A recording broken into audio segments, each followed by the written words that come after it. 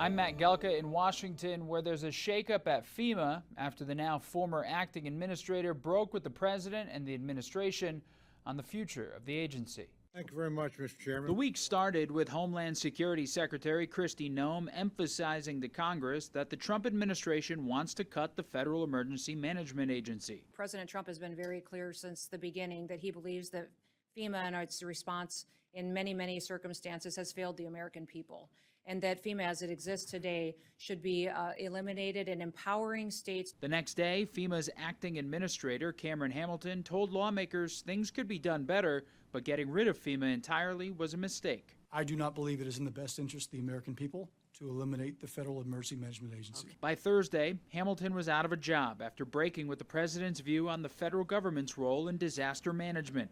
President Trump's issues with FEMA date back to the campaign.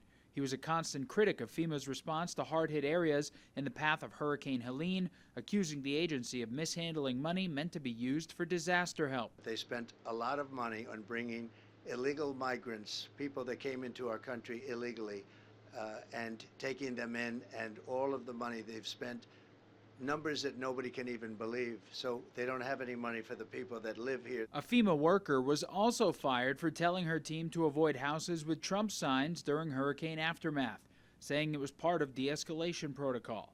The president has since suggested FEMA should be abolished, with duties going to other agencies and states handling emergencies. Critics say that could be wildly inefficient and catastrophic. FEMA doesn't have a lot of resources. It's DOD that's got the resources. Other agencies, FEMA organizes that and brings it. If no one's doing that after a Katrina for Louisiana or a Helene in North Carolina, people are going to die. And these places are not going to have a good response, and they're not going to recover. Department of Homeland Security Assistant Secretary for Countering Weapons of Mass Destruction, David Richardson, will be in charge at FEMA in the interim, with the fate of the agency possibly hanging in the balance. Reporting in Washington, I'm Matt Gelka.